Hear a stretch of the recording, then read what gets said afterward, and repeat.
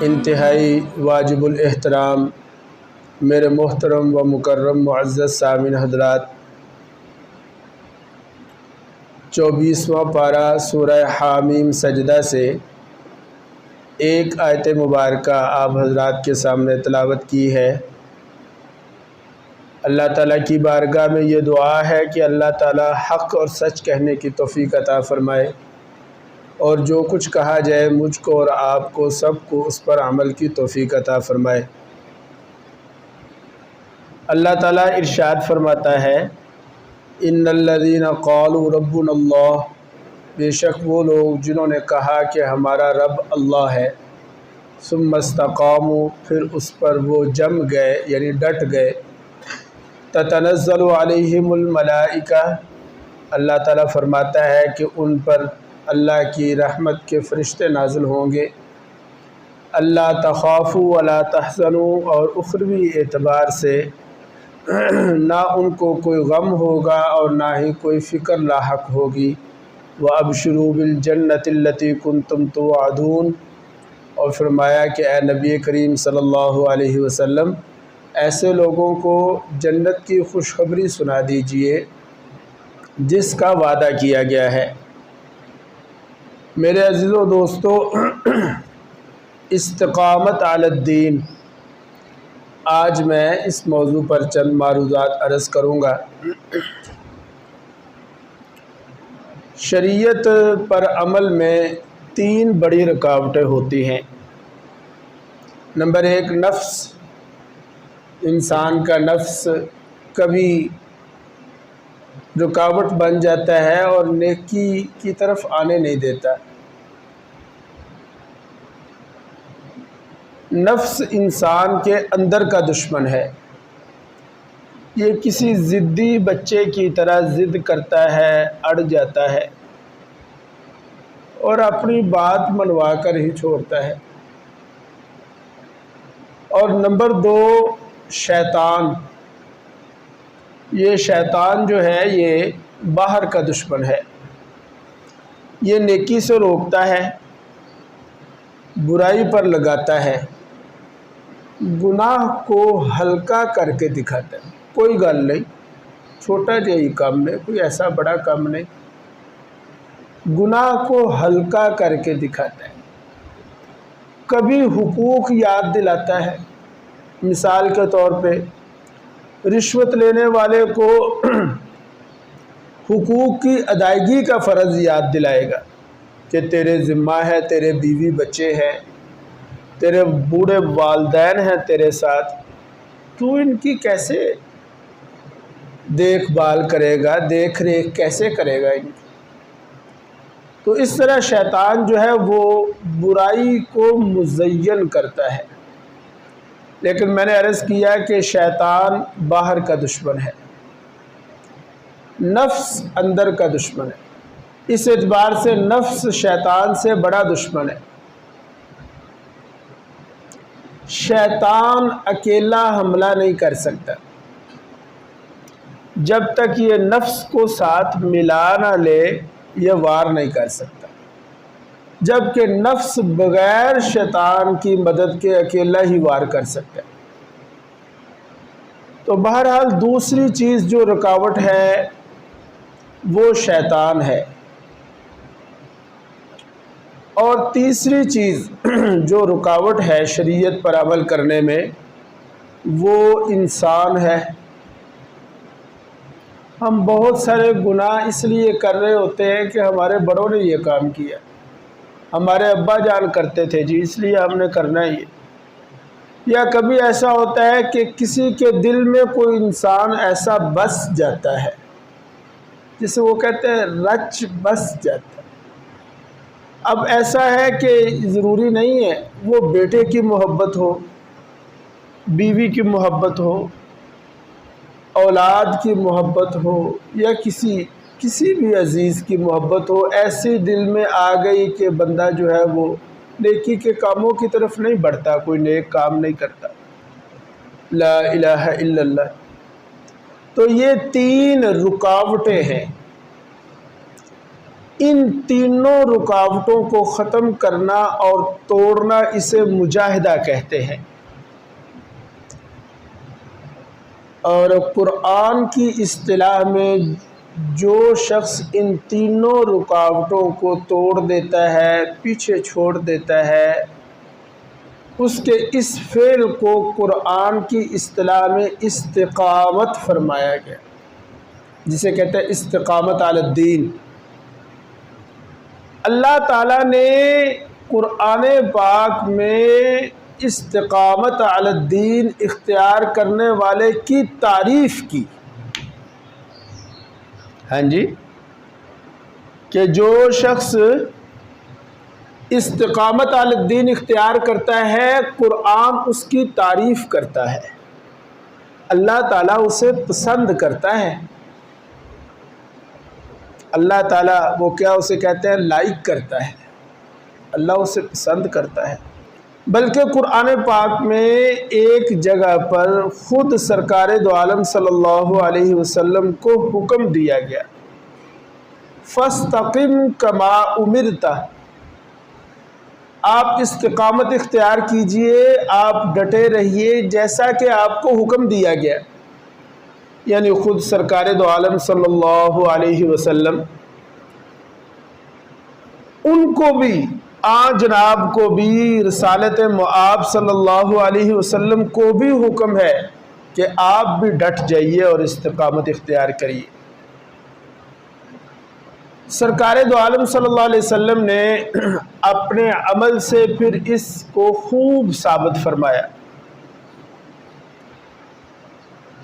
عربی اصطلاح میں عمل اور فعل کا ایک ہی معنی ہوتا ہے، یہ یعملون، تعملون، یفعلون، تفعلون، فعل اور عمل کا ایک ہی معنی ہوتا ہے عربی زبان۔ لیکن حقیقت کے اعتبار سے فعل اور چیز ہے اور عمل اور چیز ہے۔ لغوی اعتبار سے فعل کا معنی بھی کام ہوتا ہے اور عمل کا معنی بھی کام ہی ہوتا ہے۔ کہتے ہیں جی فلانے کا فعل برا ہے، یہ برا فعل ہے، یعنی اس کا کام برا ہے۔ عمل بھی ایک ہی معنی ہے، لیکن حقیقی اعتبار سے فعل اسے کہیں گے جو خود بخود سرزد ہو جائے۔ نہیں سمجھے بات؟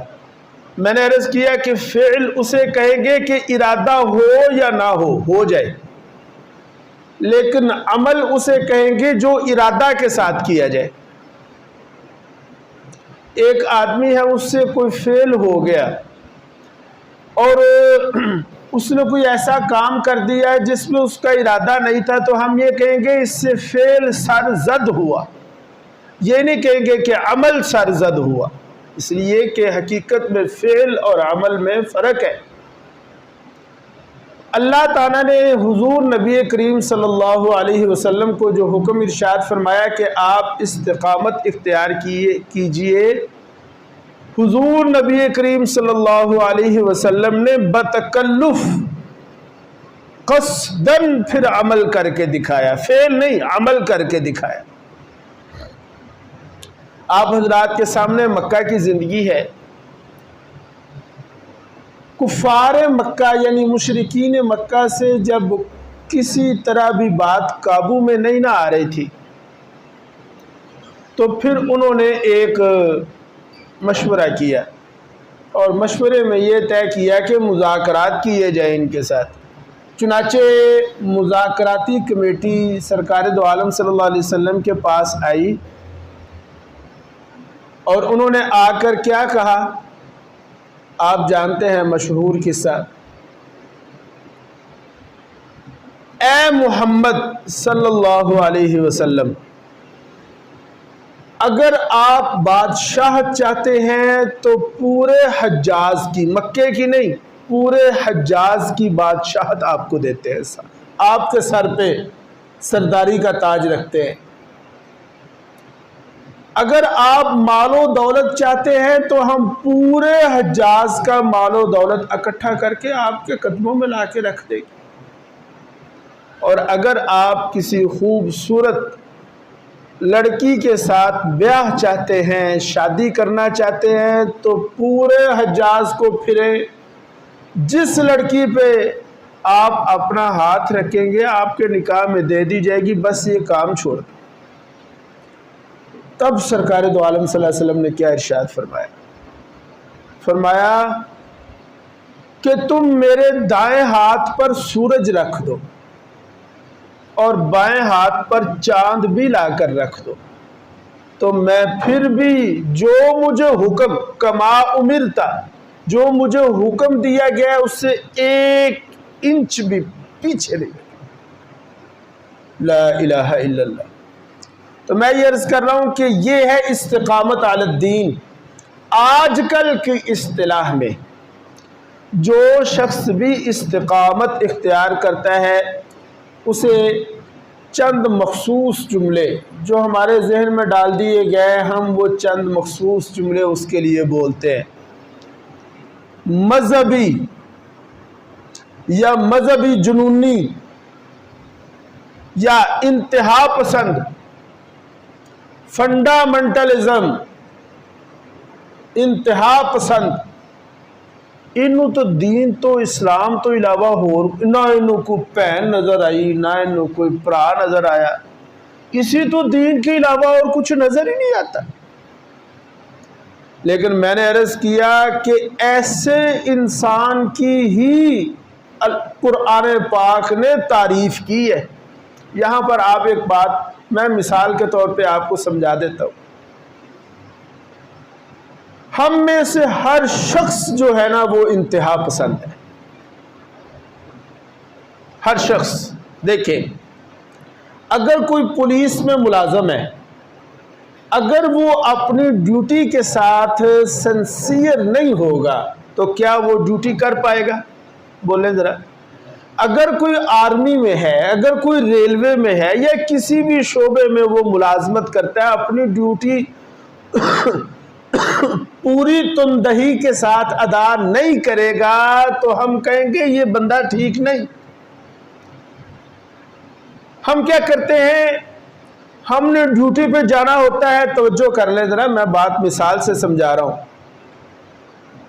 میری ڈیوٹی کا ٹائم ہو گیا، میں نے کپڑے بدل لیے، ہاتھ میں اپنا بیگ پکڑ لیا، میرا چھوٹا بچہ آ کے میری ٹانگوں سے لپٹ گیا، رو رہا ہے، چیخ رہا ہے، چلا رہا ہے، ابو جی نہیں جانا، نہیں جانا، مجھے بھی ساتھ لے کر جاؤ۔ ہم کیا کرتے ہیں؟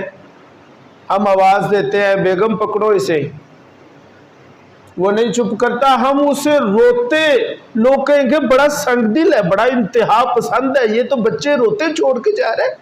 وہ کہے گا میری ڈیوٹی ہے، بچے تو روتے ہی رہتے ہیں لیکن میں نے اپنی ڈیوٹی پر جانا ہے۔ اس لیے میرے عزیزو دوستو، کوئی شخص کسی بھی شعبے میں اگر ہے، اس وقت تک وہ صحیح ورکر نہیں کہلا سکتا جب تک وہ اپنے کام کے ساتھ انتہا پسند نہ ہو جائے۔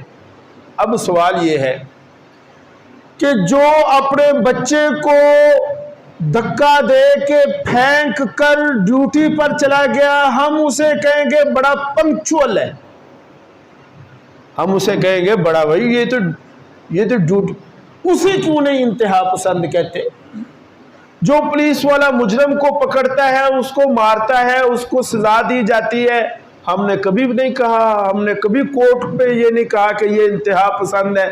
لیکن اگر کوئی شخص دین اسلام میں، اگر کوئی شخص نماز کے لیے اپنے بچے کو روتا ہوا چھوڑ دے گا تو ہم سارے لٹھ لے کے اس کے پیچھے پڑ جائیں گے۔ ایک آدھا مولوی ہے، انہیں کادی داڑھی رکھی ہے، ایک آدھا کلمہ، انہیں وکھرا ہی کلمہ، انہیں وکھرا ہی دین بنایا ہے۔ نہیں میرے عزیزو دوستو، بالکل اسی طرح اگر ہم اپنے مذہب کے ساتھ، اپنے دین کے ساتھ انتہا درجے تک محبت نہیں کریں گے تو مومن ہی نہیں۔ اس پر میں آپ کو قرآن پاک سے ایک دلیل دے کر آگے بات کو چلاتا ہوں۔ اللہ تعالیٰ نے قرآن پاک میں ایک موقع پر ارشاد فرمایا، مَن یُؤْمِنُ بِبَعْضِ الْکِتَابِ وَمَن يُكْفَرُ بِبَعْضِ الْكِتَابِ، اگر تم قرآن پاک کے کچھ حصے پر ایمان لے آؤ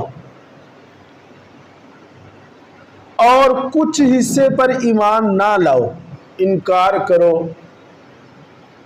فَمَا جَزَاءُ مَن يَفْعَلُ ذَلِكَ مِنكُمْ إِلَّا خِزْيٌ فِي الْحَيَاةِ الدُّنْيَا۔ اللہ تعالیٰ کو آدھا تتر آدھا بٹیر پسند نہیں، اس لیے کہ اللہ پاک ہماری عبادات کا محتاج نہیں، اللہ کو ہماری عبادتوں کی ضرورت ہی نہیں۔ دیکھو بھائی، سپورٹ کی ضرورت یہ ہمارے دنیا کے سیاست دان ہیں، سپورٹ کی ضرورت تو اسے جس کی حکومت ڈگبگا رہی ہو اور وہ پھر اعتماد کا ووٹ لیتا ہے۔ اللہ تعالیٰ کو نہ اعتماد کی پرواہ نہ عدم اعتماد کی پرواہ، اس لیے اللہ فرماتا ہے دیکھو بات یہ ہے کہ اصول ہے میرا، اگر تم کچھ کتاب کو مانو گے کچھ کو نہیں مانو گے تو ہم تمہیں دنیا کی زندگی میں رسوا کر دیں گے، الا خزی فی الحیات الدنیا۔ اس لیے میرے عزیزو دوستو، میں نے کہا کہ اگر کوئی اپنے دین اور مذہب کے ساتھ انتہا درجے تک کا تعلق نہیں رکھتا تو ایسا شخص مومن نہیں، اللہ کے ہاں عذاب یافتہ ہے۔ اللہ اکبر، یہی مذہبی جنونی۔ اب میں آپ کو قرآن پاک سے 2-3 مثالیں دوں گا کہ اللہ کے ہاں یہ مذہبی جنونی ہی کامیاب ہوئے۔ 24ویں پارہ میں اللہ تعالیٰ نے ایک رجل مومن کی مثال دی۔ شہر کے پرلے کنارے سے ایک آدمی بھاگتا ہوا آیا۔ دوسری جگہ فرمایا رجل مؤمن من آل فرعون، اللہ تعالیٰ نے وہ جو رجل جو شہر کے پرلے کنارے سے بھاگتا ہوا آیا تھا، اللہ تعالیٰ نے اس کی صفت بیان کی، رجل مؤمن کہا۔ میں نے ابھی آپ سے یہ عرض کیا کہ اگر ہم لوگ انتہا درجے تک دین کے ساتھ سنسیر نہیں ہوں گے تو پھر ہم مومن نہیں۔ یہ فرعون کے مقابلے میں یہ شخص نکلا، موسیٰ علیہ السلام کی حمایت میں نکلا۔ اللہ تعالیٰ نے فرمایا رجل مؤمن من آل فرعون، یہ آل فرعون میں سے تھا لیکن موسیٰ علیہ السلام کی حمایت پہ نکلا۔ اسی طرح حضرت آسیہ رضی اللہ تعالی عنہا، فرعون کی یہ بیوی تھی، لیکن بلکہ آپ حیران ہوں گے کہ موسیٰ علیہ السلام کا نام آسیہ نے رکھا تھا۔ وہ بچہ واقعہ نہیں میں سناؤں گا، آپ کو پتہ ہے بچہ جب آیا وہ ایسے دریا میں بہتا ہوا تو اسے رکھ لیا، بیٹا بنا لیا اپنا، اور ان کا نام رکھا موسیٰ۔ اللہ تعالیٰ پر یہ ایمان لے آئیں اور انہوں نے موسیٰ علیہ السلام کے محلات کو دیکھ کر یہ کہا کہ اے میرے رب، مجھے جنت میں ایسے گھر عطا فرمانا۔ پھر ایک وقت آیا کہ سرکار دو عالم صلی اللہ علیہ وسلم کی زوجہ محترمہ پہلی بیوی حضرت خدیجہ رضی اللہ تعالی عنہا، جب ان کی وفات کا وقت قریب آیا تو سرکار دو عالم صلی اللہ علیہ وسلم پریشان تھے، حضرت خدیجہ رضی اللہ تعالی عنہا بیمار تھی، تو آپ صلی اللہ علیہ وسلم نے حضرت خدیجہ رضی اللہ تعالی عنہا کو تسلی دی اور فرمایا اے خدیجہ پریشان نہ ہو، تو جنت میں بھی میری بیوی ہوگی، اور ساتھ فرمایا کہ خدیجہ جس طرح جنت میں تو میری بیوی ہوگی اسی طرح فرعون کی بیوی آسیہ بھی میری بیوی ہوگی۔ یہ مذہبی جنونی ہی کامیاب ہوئے۔ فرعون کے دربار میں ایک عورت تھی جو گھر کی عورتوں کو کنگھی پھیرا کرتی تھی، مشاطہ، انہیں مشاطہ کہا گیا۔ ایک دفعہ فرعون کے گھر کی عورتوں کو کنگھی پھیر رہی تھی، کنگھی کرتے کرتے وہ کنگھی نیچے گر گئی۔ جب نیچے گری تو انہوں نے اس کنگھی کو پکڑا اور بسم اللہ کہہ کے اٹھایا۔ اب گھر کی عورتیں کہنے لگی اچھا، بیٹی تھی اس کی، کہنے لگی اچھا تم میرے باپ کا نام لے رہی ہو؟ اس نے کہا نہیں، باپ کا نام نہیں لے رہی، میں تو اللہ کا نام لے رہی ہوں۔ فرعون تک بات پہنچی، پکڑا، سزا دی، شہید کر دیا۔ سرکار دو عالم صلی اللہ علیہ وسلم معراج پر تشریف لے گئے، جا رہے تھے، رستے میں کسی قبر سے گزر ہوئی تو قبر سے خوشبو آئی، تو آپ صلی اللہ علیہ وسلم نے جبرائیل سے پوچھا جبرائیل یہ کیسی خوشبو، کون ہے یہ، کس کی قبر سے خوشبو آ رہی ہے؟ عرض کیا یا رسول اللہ یہ قبر اس عورت کی ہے جو فرعون کے گھر کی عورتوں کی کنگھی کیا کرتی تھی۔ جب وہ اپنے ایمان پر، اپنے مذہب پر، اپنے دین پر ڈٹ گئی، جان بھی قربان کر ڈالی، تو اللہ تعالیٰ نے آج یہ مقام عطا فرمایا کہ قبر سے خوشبو اٹھتی ہے، اور سرکار دو عالم صلی اللہ علیہ وسلم تعجب فرما رہے ہیں یہ کون بندہ ہے کدی قبر چ خوشبو ہے۔ اصحاب کہف وقت کے جابر حکمران کے سامنے ڈٹ گئے، اللہ تعالیٰ نے ان کے اس عمل کو اتنا پسند فرمایا کہ پوری سورت نازل فرمائی، اور قیامت تک کے لیے لوگ پڑھتے رہیں گے، ان کے واقعہ کو یاد کرتے رہیں گے۔ یہ قرآن پاک میں کتنے قصے احادیث میں بھرے پڑے ہیں کہ جو استقامت علی الدین اختیار کرتا ہے، اور آج کل کے الفاظ میں جو مذہبی جنونی بنتا ہے، جو انتہا پسند بنتا ہے، جو اپنے دین اور مذہب کے ساتھ انتہائی درجے کی محبت کرتا ہے، پھر کامیاب بھی وہی ہوتا ہے۔ اور جو ہمارے جیسا نا ادھر کے، وہ ایک شعر ہے نا، ہماری حالت پر کسی نے کہا، وہ اس نے ہماری حالت پر ہی کہا، اس نے کہا طواف کعبے کا کیا اور گنگا کا اشنان بھی، گنگا کا تو پتہ ہے جنا، طواف کعبے کا کیا اور گنگا کا اشنان بھی، خوش رہے رحمان بھی راضی رہے شیطان بھی۔ ہماری حالت یہ ہے کہ ہم بیچ کا رستہ تلاش کرتے ہیں۔ یہ ہمارے بر صغیر میں دور کی باتیں نہیں، یہ قریب کی باتیں۔ بہت سے لوگ ایسے گزرے کہ جو اصحاب عزیمت تھے۔ شریعت نے ہمیں دو رستے دیے، ایک ہے رخصت اور ایک ہے عزیمت۔ مثال کے طور پہ اگر کوئی شخص ایسا ہے کہ اس کے سر پر کوئی تلوار لے کے کھڑا ہو گیا اور اسے کہہ رہا ہے کہ میں تمہیں قتل کر دوں گا، تو چھوڑ دے، کلمہ پڑھنا چھوڑ دے۔ اب یہاں پر شریعت ہمیں دو حکم دیتی ہے۔ تمہیں رخصت ہے کہ اوپر سے کلمہ کفر کہہ لو، یہ کیا ہے؟ رخصت۔ یہ کیا ہے؟ اس سے بندہ کافر نہیں ہوگا۔ جان بچانے کے لیے شریعت ہمیں اجازت دیتی ہے کہ تم اوپر سے کلمہ کہہ لو، کفر کا کہہ لو، کافر نہیں ہوگے، یہ تم اوپر سے کہہ رہے ہو جان بچانے کے لیے۔ دوسرا رستہ ہے عزیمت کا، اور عزیمت کے بارے میں اللہ فرماتا ہے فَإِذَا عَزَمْتَ فَتَوَكَّلْ عَلَى اللَّهِ۔ ہے دوسرا رستہ یہ ہے کہ اگر کوئی شخص ایسا رستہ اختیار کرتا ہے عزیمت والا کہ نہیں یار جان جاتی ہے تو چلی جائے،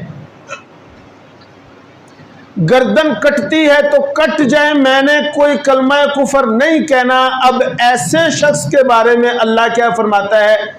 ان الذین قالوا ربنا اللہ ثم استقاموا جو ڈٹ گیا، جس نے عظیمت کا رستہ اختیار کیا، اللہ پاک اسے 4 انعام عطا فرمائے گا۔ تتنزل علیہم الملائکہ، ایک تو یہ کہ فوراً اللہ تعالیٰ کی، جسے وہ کہتے ہیں نقد، اللہ تعالیٰ کی طرف سے فوراً اس پر رحمت کے فرشتے نازل ہو گئے۔ اللہ تخافوا ولا تحزنوا، اللہ تخافوا، قیامت والے دن، وہ دن جو انتہائی خوفناک اور ہیبت ناک ہوگا۔ ایسا شخص جو ڈٹ جاتا ہے، استقامت اختیار کرتا ہے، ایسا شخص اس ہیبت ناک دن میں بالکل بے خوف ہوگا، ناچنت ہوگا۔ وَلَا تَحْزَنُوا، کوئی غم نہیں ہوگا۔ اور چوتھا انعام یہ فرمایا وَأَبْشِرُوا بِالْجَنَّةِ الَّتِي كُنْتُمْ تُوعَدُونَ، اے ہمارے حبیب صلی اللہ علیہ وسلم، آپ ایسے شخص کو جنت کی خوشخبری دے دیجئے۔ اس لیے میں کہتا ہوں کہ کبھی ہم ذرا تھوڑا سا یہ رستہ اختیار کر کے تو دیکھیں۔ اللہ کی طرف سے جنت کی بشارتیں ہیں، جنت کا وعدہ ہے۔ تو میں عرض کر رہا تھا کہ یہ ہمارے بر صغیر میں کئی لوگ ایسے آئے جن کے سامنے کفر ان کے مقابلے میں آیا، لیکن وہ ڈٹ گئے، عزیمت کا رستہ اختیار کیا۔ انہی لوگوں میں سے ایک بہت بڑے عظیم مجاہد جن کی وفات یہ مئی کی 4 تاریخ کو ہوئی ہے، ان کا نام تھا ٹیپو سلطان، شیر میسور، لا الہ الا اللہ۔ سب جانتے ہیں کہ ٹیپو سلطان جو تھا وہ شیروں کا دل دادا تھا۔ میں اس کی ہسٹری کی طرف نہیں جاؤں گا، میں چند باتیں اس میں عرض کروں گا۔ اس لیے انہیں شیر میسور کہا جاتا تھا۔ ٹیپو سنسکرت جو زبان ہے اس کا لفظ ہے، ٹیپو کا معنی ہوتا ہے شیر والا۔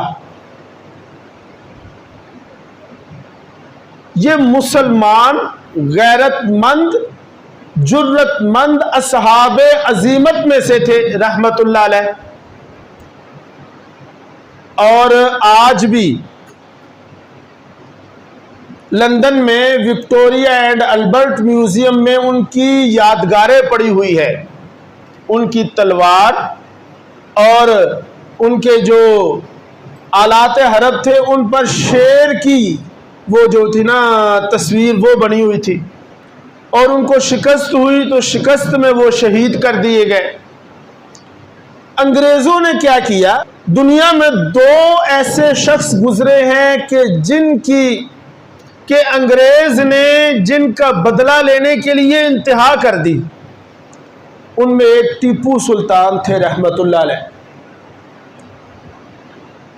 چنانچہ وائسرائے ارون نے اپنے کتے کا نام ٹیپو رکھا،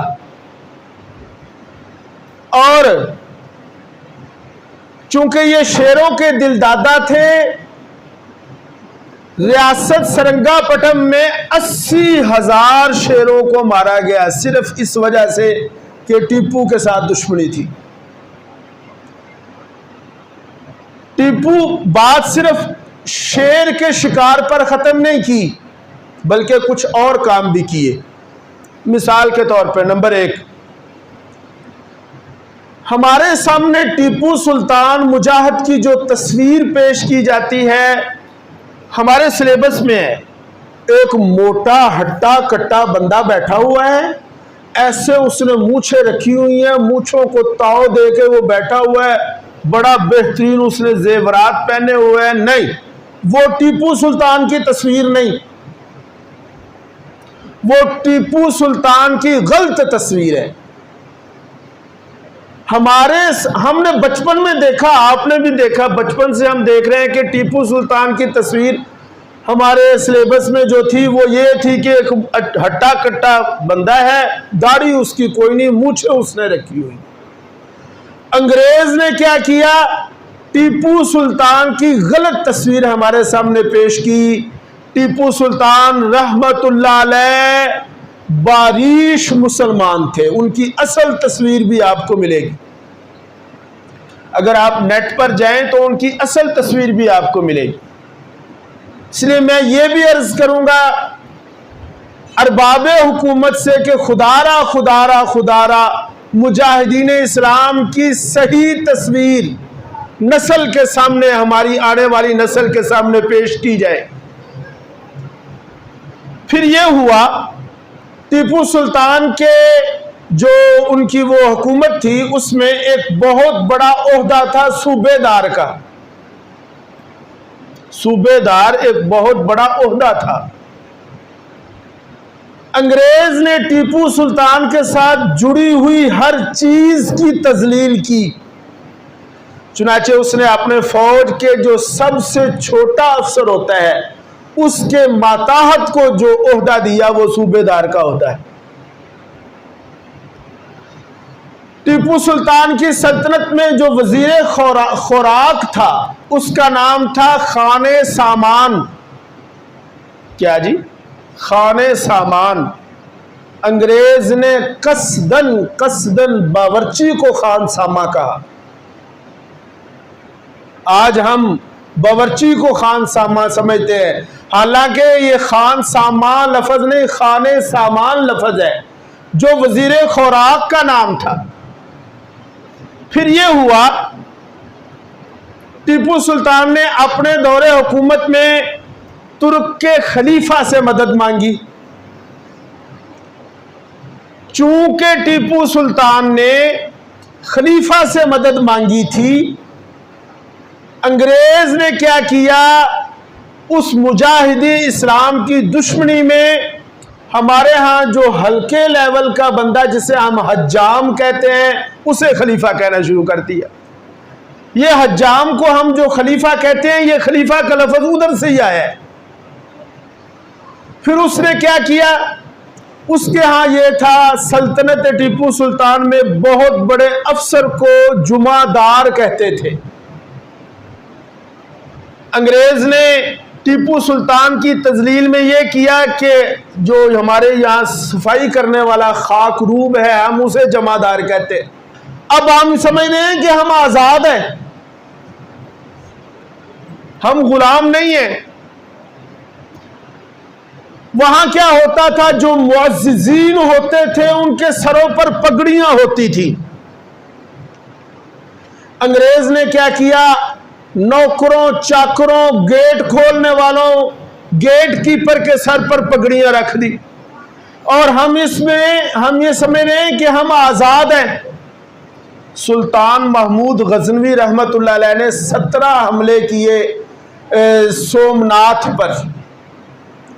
آپ کی معلومات کے لیے عرض کر دوں کہ سوم ہندی زبان میں کہتے ہیں چاند کو۔ کسے جی؟ چاند کو۔ وہ جو سومناتھ کا مندر تھا نا، وہاں مندر تھے بدری ناتھ، فلانا ناتھ، ایسے ہی سومناتھ تھا۔ وہاں پہ چاند کی شبیہ انہوں نے بنائی، لوہے کا چاند بنایا ہوا تھا اور اس کی عبادت کی جاتی تھی۔ ہماری غلامی کا یہ حال ہے کہ ہم ہندوؤں نے ایک دن کا نام رکھا سوموار۔ سوم کسے کہتے ہیں؟ چاند کو۔ سوموار یعنی چاند کی عبادت کا دن۔ اسے انگلش میں کیا کہتے ہیں؟ منڈے، مون ڈے۔ یہ کیا ہے؟ مون کسے کہتے ہیں؟ چاند کو ہی کہتے ہیں۔ یعنی انگریزوں کے ہاں بھی منڈے جو مون ڈے ہے یہ کس کا دن ہے؟ چاند کی عبادت کا۔ اسی اجوی سوموار کہنے ہیں۔ پیچھے چلے جاؤ، اتوار۔ اتوار لفظ ہے آیت۔ ایت ہندی میں کہتے ہیں سورج کو۔ ایتوار کا مطلب ہے سورج کی عبادت کا دن۔ سورج کی عبادت کا دن۔ اتوار کو کیا کہتے ہیں جی انگلش میں؟ سنڈے. سنڈے مین سنڈے، یعنی انگریزوں کے ہاں بھی سنڈے سورج کی عبادت کا دن ہے. ہم بھی آج کہہ رہے ہیں اتوار اور سنڈے، اور ہم اپنے آپ کو آزاد کہہ رہے ہیں. نہیں میرے عزیزو دوستو، دین کے لیے ڈٹ جانا، اسے استقامت علی الدین کہتے ہیں، اور استقامت علی الدین ہی اللہ کو پسند ہے. قرآن پاک کی 20 آیات سے معلوم ہوتا ہے کہ یہی لوگ کامیاب ہوئے. اللہ تعالیٰ مجھ کو اور آپ کو عمل کی توفیق عطا فرمائے.